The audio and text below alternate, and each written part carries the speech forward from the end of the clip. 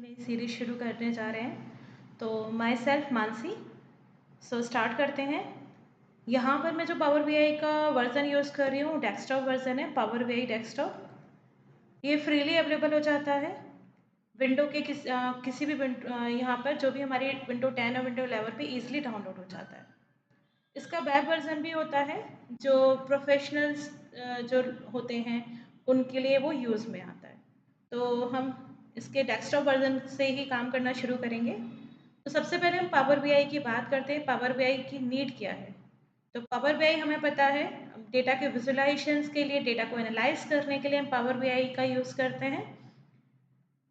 हमारे पास और भी बहुत सारे विजुलाइजेशन टूल होते हैं जैसे टैबलू है, बट पावर बीआई क्योंकि हमने एक्सेल पे वर्क किया होता है तो हमारे पास हमारे पावर बीआई के साथ काम करना थोड़ा आसान हो जाता है, इसलिए लोग पावर बीआई को चूज़ करती हैं कंपनियाँ। तो स्टार्ट करते हैं। यहाँ पर सबसे पहले अगर मैं पावर बीआई का बात करूँ यहाँ पर, तो ये हमारा हो गया जहाँ से हमें डेटा लेना है। कहीं आप किसी भी रिसोर्सेज से डेटा ले सकते हैं, एक्सेल से, एसक्यूएल से, सीएसवी फाइल हो सकती है, वेब से आप डेटा ले सकते हैं।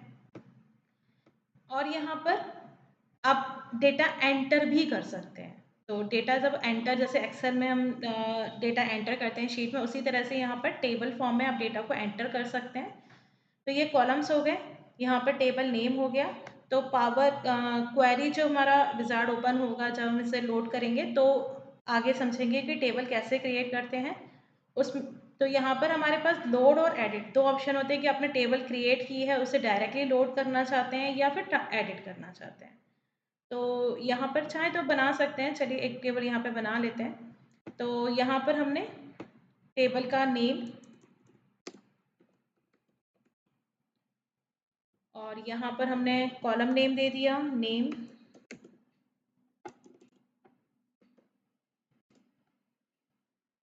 एज, एंड यहाँ पर हमने दे दिया क्लास, अमित 46, एंड क्लास हमने यहाँ पर कर दी यहाँ पर 46 नहीं 16 कर देते हैं, थोड़ा मैच करना चाहिए जो हम क्लास लिख रहे हैं। 8th, एंड यहाँ पर हमने बात की सुमित 14, क्लास 8। तो यहाँ पर हमने अब यहाँ पर हमारे पास दो ऑप्शन है, लोड एंड एडिट। एडिट करेंगे तो यहाँ पर लोड करेंगे वो डायरेक्टली लोड हो जाएगा। एडिट अगर हमने क्लिक किया तो यहाँ पर हमारा पास जैसे ही हमने एडिट पर क्लिक किया, पावर क्वेरी एडिटर, ये नई विंडो हमारे सामने आ जाएगी और जो हमने टेबल क्रिएट की थी वो टेबल यहाँ पर शो करने लगेगी। तो अभी मैं इसे क्लोज कर रही हूँ क्योंकि डेटा हम ये यूज़ नहीं करेंगे, हम कहीं से इंपोर्ट करेंगे डेटा। तो इसे हमने नेक्स्ट अब, तो यहाँ पर आप अपनी भी टेबल क्रिएट कर सकते हैं। यहाँ पर हमारे पास फाइल ऑप्शन होता है। तो फाइल में जैसे open, save as, share, get data, import, export, sign in, क्योंकि पावर बीआई साइन इन आप कर सकते हैं अगर आपने इसका परचेस किया हुआ है। अगर फ्री आप यूज़ करें तो साइन इन की ज़रूरत नहीं है। और जो भी फाइल्स आपने रिसेंटली यूज्ड की हैं तो वो यहाँ पे दिखने लगती हैं। अगर कोई नई रिपोर्ट आपको जनरेट करनी है, ब्लैंक रिपोर्ट आपको क्रिएट करनी है, तो देन हमारे पास होम पर कहाँ से आपको डेटा, सबसे पहले डेटा जो हमारा ग्रुप, ये तो कट कॉपी पेस्ट जो हमने एक्सेल में वर्ड में किया हुआ है उसी तरह से यहाँ पर है। ये है हमारा डेटा, क्योंकि पावर बीआई में डेटा के बिना कुछ नहीं होगा, डेटा चाहिए, इसीलिए ये ऑप्शन होम पर है। हमने अब तक सारे सॉफ्टवेयर, एक्सेल हो, वर्ड हो, पावर पॉइंट हो, हमने सब में देखा है कि होम पर वो चीज़ें रहती हैं जो उस पर्टिकुलर सॉफ्टवेयर की नीड होती है। तो इस सॉफ्टवेयर की नीड क्या है? डेटा, क्योंकि विजुलाइजेशन डेटा पर ही होगा, एनालाइज डेटा पर ही होगा। तो हम एक डेटा, तो अगर आपके पास डेटा नहीं है तो यहाँ पर यूज़ सैम्पल डेटा, आप सैम्पल डेटा का भी यूज़ कर सकते हैं, लोड सैम्पल डेटा। तो यहाँ पर एक सैम्पल डेटा इन्होंने दिया हुआ है, इसमें एक फाइनेंशियल शीट, ये दोनों में डेटा सेम ही है बट मैंने दोनों ही लोड कर ली। एक होता है लोड, डायरेक्टली लोड हो जाएगा विदाउट, मतलब उसमें आपको कुछ नहीं करना, सिर्फ लोड करके उसके साथ विजुलाइजेशंस करने हैं। ट्रांसफॉर्म डेटा, ये एक नई विंडो हमारे सामने आ जाती है। एक विंडो तो हमारे पास पावर बीआई की है ही, ये एक नई विंडो आती है पावर क्वेरी। ये पावर क्वेरी ऑप्शन हमारे पास एक्सेल में भी होता है। एक्सेल में आप जाएंगे तो वहां पर भी आपको ऑप्शन मिलेगा डेटा वाले ऑप्शन में, और यहाँ पर भी होता है। लेकिन कुछ ऑप्शंस एक्सेल में कम होते हैं, जैसे एज्योर मशीन लर्निंग, या फिर मैं अगर बात करूँ स्क्रिप्टिंग, अगर आप पाइथन स्क्रिप्टिंग, आर स्क्रिप्टिंग करनी है तो आप पावर बीआई में कर सकते हैं। कभी कभी कुछ चीज़ें ऐसी होती हैं कि जो ऑप्शंस हमें दिए गए हैं वो हमारे लिए सफिशेंट नहीं होते, हमें कुछ प्रोग्रामिंग करनी पड़ती है, तो वहाँ पर आप पाइथन स्क्रिप्ट, आर स्क्रिप्ट जो भी आपको आती है आप लगा सकते हैं।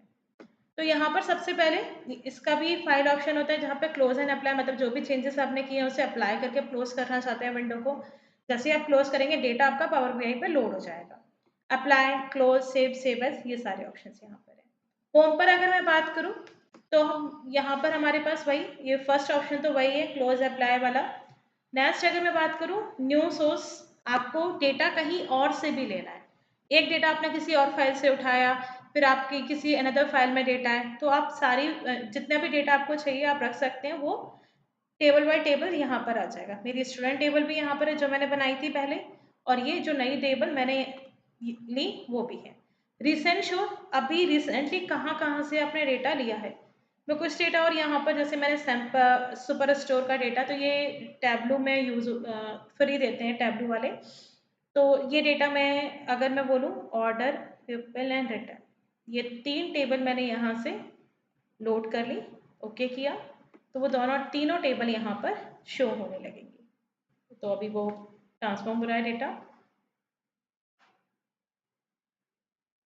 ये तीनों टेबल यहाँ पर हमें शो होने लगी। तो जितना भी डेटा आप डिफरेंट डिफरेंट फाइल से भी यहाँ पर ले सकते हैं, बाद में उन्हें मर्ज करके एक साथ उनके साथ काम भी कर सकते हैं। फिर हमारे पास वही एंटर डेटा, जैसे हमने स्टूडेंट का डेटा एंटर किया था, बट वहाँ पे लोड और एडिट बटन थे, यहाँ पे सिर्फ ओके है, क्योंकि यहाँ पर एडिट डेफिनेटली हम अगर पावर क्वेरी पे तो वो एडिट विजार्ड ही है, तो यहाँ पे लोड तो पावर बीआई पे होता है, तो इसीलिए सिर्फ यहाँ पे ओके और कैंसिल। तो टेबल हम क्रिएट कर चुके थे, तो अब हम नहीं कर रहे हैं टेबल। अब हम इसमें अगर ऑप्शंस हैं डेटा सोर्स सेटिंग, तो यहाँ पर कहाँ कहाँ से आपका डेटा आया है, ये एक मैंने फाइनेंशियल सैंपल जो माइक्रोसॉफ्ट पावर बीआई का जो सॉफ्टवेयर मैंने डाउनलोड किया था उसके साथ फ्री आया है। ये दूसरा डेटा मेरे डाउनलोड में पड़ा हुआ था, वहाँ से मैंने लिया है।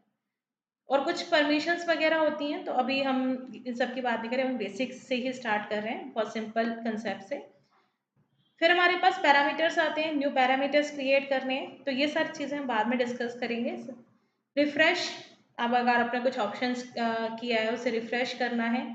प्रॉपर्टी, तो ये प्रॉपर्टी मतलब बेसिकली आपकी टेबल का नेम क्या है, आपको नेम चेंज करना है तो आप टेबल का नेम चेंज कर सकते हैं, उससे रिलेटेड कोई डिस्क्रिप्शन आपको देना है वो दे सकते हैं। ओके करेंगे, मेरी टेबल का नेम चेंज हो जाएगा। टेबल का नेम चेंज करने के लिए अगर मैं बात करूँ,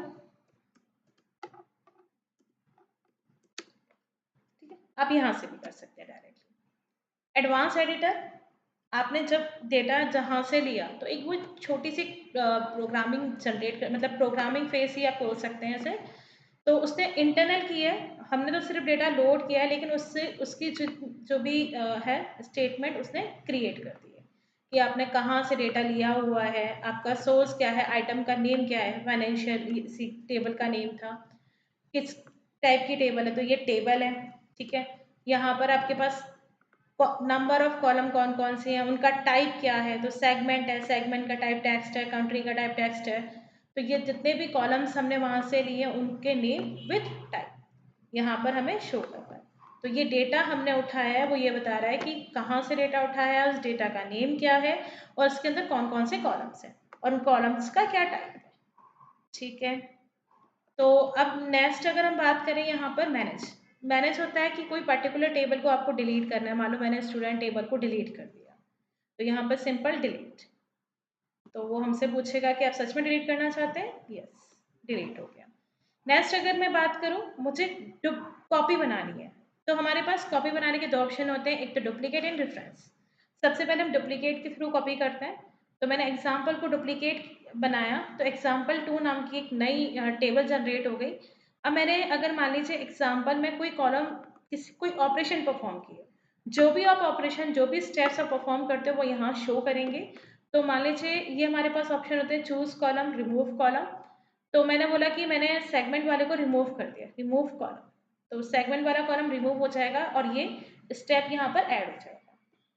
हमने उसमें डिलीट किया बट इस वाले में कोई इफेक्ट नहीं पड़ा, कोई इशू नहीं है, क्योंकि एक डुप्लीकेट बना है बट उनका और आपस में कोई कनेक्शन नहीं है।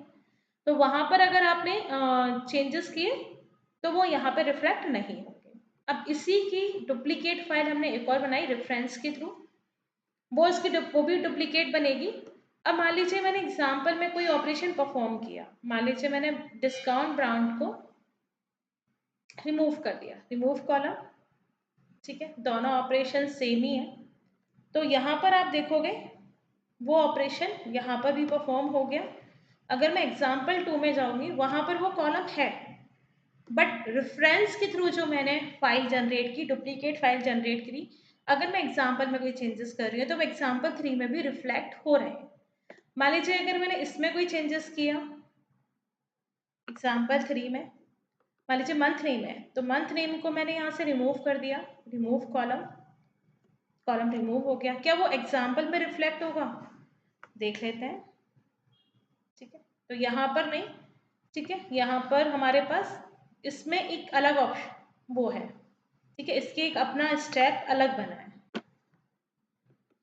और एग्जाम्पल 2 में तो डेफिनेटली चाहे इससे करें उससे करें कोई फर्क नहीं पड़ेगा, क्योंकि वो एक बार कॉपी हो गया, बस बन गया उसका डुप्लीकेट, बाद में उनका आपस में कोई रिलेशन नहीं है। तो यहाँ पर हम जो भी काम करते हैं उनके स्टेप जनरेट होते जाते हैं, मतलब हमने रिमूव किया, अब दोनों दो कॉलम रिमूव किए बट ऑपरेशन सेम किया, तो एक ही स्टेप यहाँ पर, क्योंकि आपने कॉलम्स, आपने रिमूव्ड कॉलम्स, ठीक है। अगर मैं कुछ और नया करती हूँ, मान लो मैंने यहाँ पर किया कि टॉप रोज, मैंने बोला 20 रोज स्टार्टिंग की मैंने निकाल ली, ओके, यहाँ पे तो ये एक अलग स्टेप है। रिमूव कॉलम आपने किए, 2 बार किए, बट दोनों ऑपरेशन सेम थे, इसीलिए यहाँ पर एक ही स्टेप दिखा रहा था, क्योंकि यहाँ पे कॉलम नहीं है, कॉलम्स है की, तो एक दूसरा स्टेप हो गया। अब मैं चाहे इसको रिमूव करूंगी, मैंने इसको रिमूव किया, वो मुझसे कुछ नहीं पूछेगा, रिमूव कर दिया लास्ट वाले को, और हमारी रोज वापस आ गई। अगर मैं यहाँ पे कीप कॉलम, तो फिर से मैंने यहाँ पर कर दिया, मान लो 50 मैंने रोज यहाँ पे ले ली, ठीक है, ये मेरे पास 50 रोज, ये तो ये स्टेप हमारा परफॉर्म हुआ। अब यहाँ पर हमने किया रिमूव कॉलम, मैंने इस स्टेप को, क्योंकि मैं बीच में से किसी स्टेप को डिलीट कर रही हूँ तो मुझसे वो परमिशंस मांगेगा, बोलेगा कि डेफिनेटली अगर आप एक सीक्वेंस में एक स्टेप बाय स्टेप कोई ऑपरेशन परफॉर्म करते हुए आ रहे हो सकता है कोई स्टेप पहले वाले स्टेप पर डिपेंडेंट हो, तो अगर उसे आप डिलीट करोगे तो आगे वाले स्टेप भी इफेक्ट हो सकते हैं। तो ये दोनों ही स्टेप अलग थे, इनका आपस में कोई रिलेशन नहीं था, इसलिए उसने सेकंड वाले को इफेक्ट नहीं किया। और जो हमने सेगमेंट, ठीक है, यहाँ पर और डिस्काउंट ब्रांड, ये इनको हमने डिलीट किया था, वो दोनों कॉलम वापस आ गए यहाँ पर, यही हमारा स्टेप था। बाकी 50 रोज वाला रह जाएगा क्योंकि हमने उसे डिलीट नहीं किया। तो आज के लिए हम इतना ही करते हैं, इस तरह से हम छोटी छोटी वीडियोस बना के पूरे पावर बीआई को समझेंगे। तो आज के लिए थैंक यू। अगर आपको मेरी वीडियोस अच्छी लगी हैं तो please like and subscribe. Thank you so much.